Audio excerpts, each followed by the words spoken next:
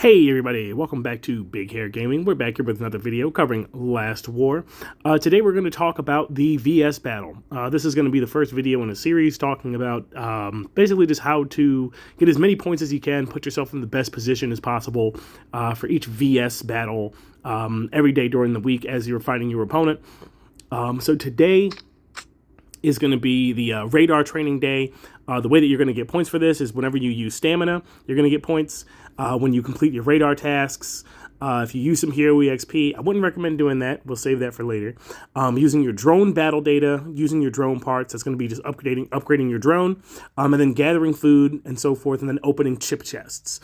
So one of the things that you want to do early on, usually during the day before reset flips over, is that you actually want to send out your gatherers a few hours in advance so that they'll finish gathering just after reset completes. That way, once you don't get the points for them, like they don't accrue points over time, they accrue when they stop gathering. So you want them to finish gathering a little bit after the reset flip.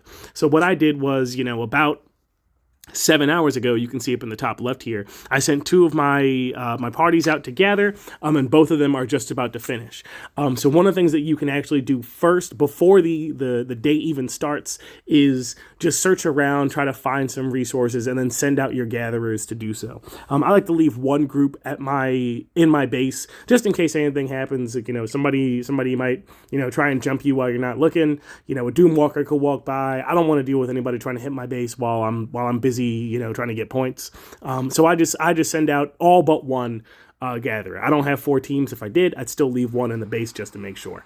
You miss out on a little bit of points, but I appreciate the extra little safety net. The other thing that you want to do is throughout the day, you'll note that I have 39 out of 40 here. So basically what I did was I allowed myself to get all the way up to maximum earlier in the day. Then what I did was I brought it down just a little bit because it'll start the refresh timer up at the top there that you can see. And what that'll do is that'll give me a bunch of extra ones that I'll get much sooner, rather than having the refresh timer start right now once I start collecting the tasks. So I'll just collect a bunch of these. We'll go through.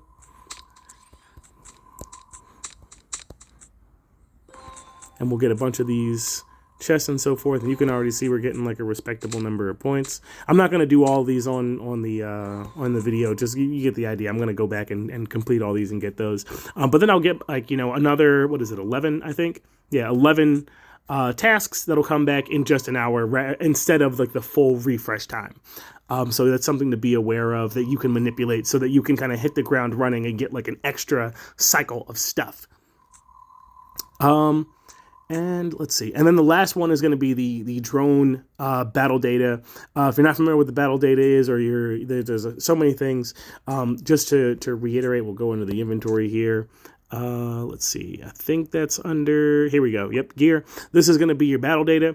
You get that just from running rallies and attacking zombies and doing all that sorts of stuff. However, if you've watched our other video about the store, you know that you can also get a lot of that in the campaign store, which just refreshed for me because it's now, the reset just happened. But way down here at the bottom, you can grab some.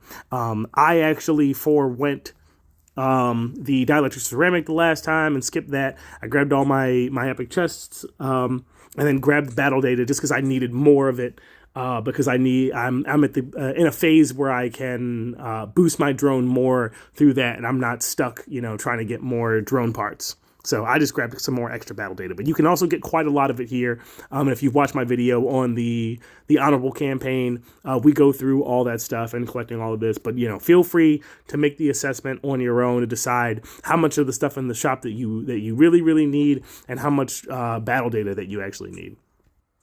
But yeah, those are just some really quick strategies that you can do to kind of get a leg up on that. For myself, I usually wait until the drone boost, what is this called? I forget. The arms race, the drone boost arms race, before I pop all of my drone parts and all of my drone battle data and all that stuff, because I'm going to get those points by the end of the day anyway. So if I do that, then it gives me a much better chance of being highly ranked for the arms race as well, in addition to all the other stuff.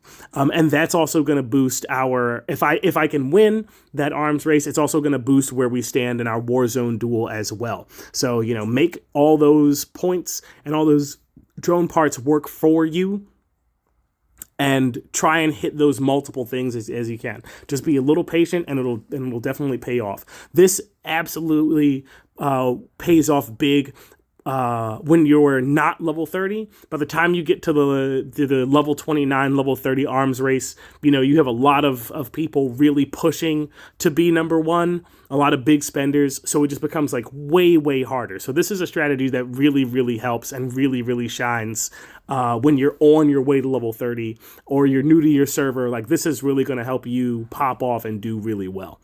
But yeah, that's pretty much it. You know, wait for your overlap with the arms war, the arms race. Send out your gatherers beforehand, and then, you know, the rest is make sure that you keep sending your gatherers out throughout the rest of the radar training. Pop all those radar tasks. And yeah, that's pretty much the crux of the strategy. And also, I forgot what the last one is. You want to open your chip chests for this event.